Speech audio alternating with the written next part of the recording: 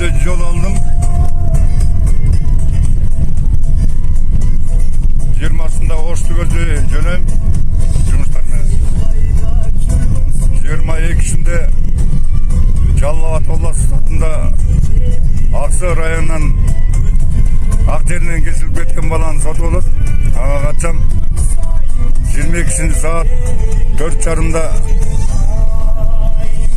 Тоқтоғыл районынан подстава менен жалған айып тағылып, аяусыз тоқмақтан қиынау жолы менен мойнына алдырған баланың соты болады. Ошоға қатсам 23 күні ошол кыйноого катышкан 5 милицияның соту болот, сарып сотто. Ошого катышам. Ошол максаттар менен кетип бара жатам. Кудай буйрса, ушул ак жерлен соттолуп кеткен балдар түрмөдөн чыгат деп ойлоп жатам. Анткени бүт фальсификация менен кылмыштын жазалма түзүп, ак жерден балдар сотто деген фактысын мен далилдеп койдум. Кудай буйрса, сотто dalil bolgan nerselerдің барын айтып,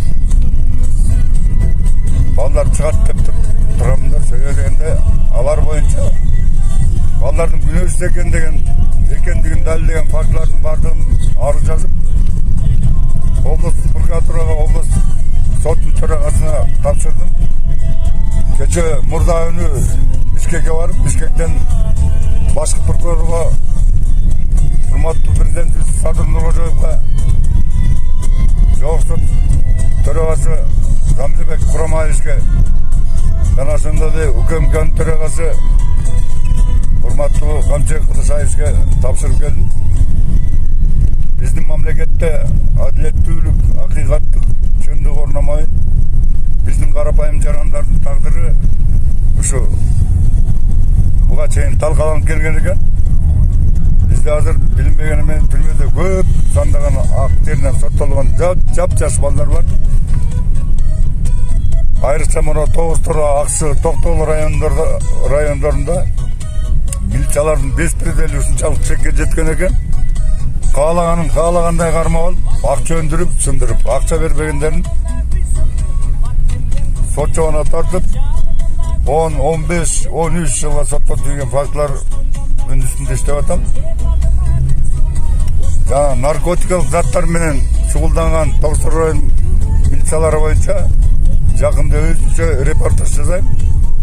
Себеби дегенде Тогуз-Тура районунун милициясынын замначальниги, начальник милициясы, опер топтогу адамдар баары биригип алып, нарко бизнестин, мал уруулуктун, спирт айландыруунун жана көптөгөн кылмыштердин жаап жашыруунун аркасы менен оңбогондой олчойгон суммадагы акчаларды жасап келишкен.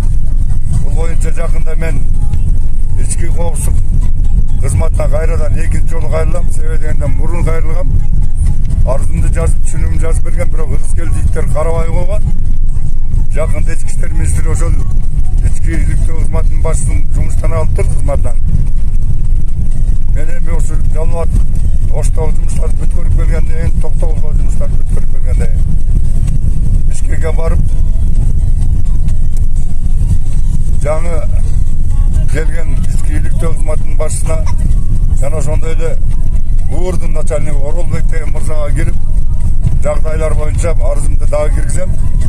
Кудай буйрса, арам тамак, жалаң мыйзамсыз иштер менен шугулданган милициялардын бардыгына бөгөт коюп, аларды кылмыш жолуна тартууга болгон күч аракетин жумшайм.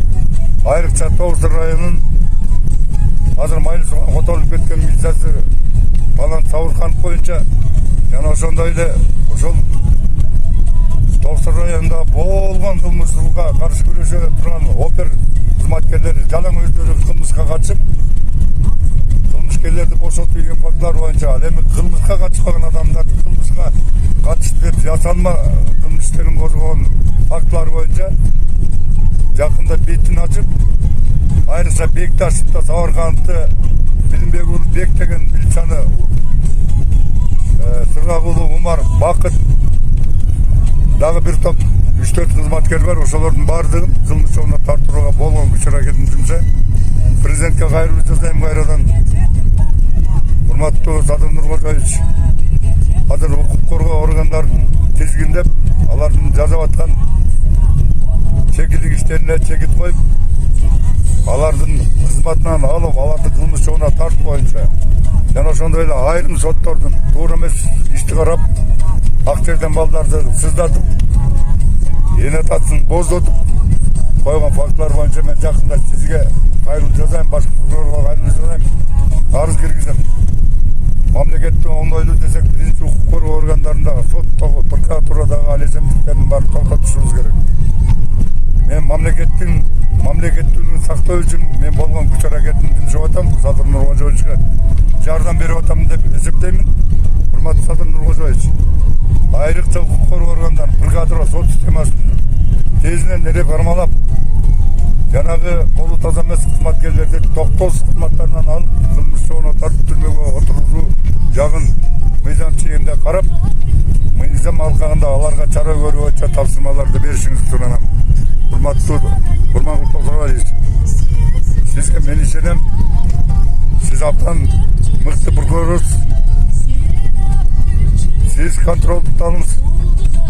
Мыйзамдуулук боюнча катуу күрөшкө чыкпасаңыз, орган кызматкерлери, сот кызматкерлери өзүнүн билемдик менен өтүктөрүн төргө илип, өз көмөчтөрүнө гүл тартып, каалагандай акчага сындырып, карапайым жарандарды тоноп, аш-жалаңач калтырып атышат. Буга чекит койбосок, билбейм, адамдар ушунчалык каратамалар кыйналып бүттү. Буларга тезинен жардам бербесеңиздер болбойт.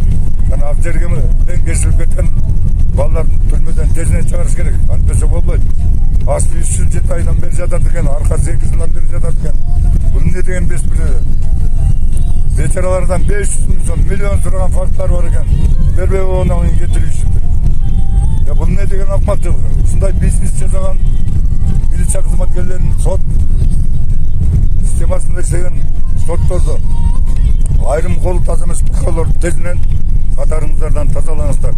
Мен укук коргоочу, Эркин саясий расмий мамлекеттик газетасынын корреспонденти катарында, жана ошондой эле элдик кеңеш, элдик контролдоо тобунун мүчөсү катарында силерге кайрылып жатам. Рахмат көңүл бөлгөнүңүздөргө.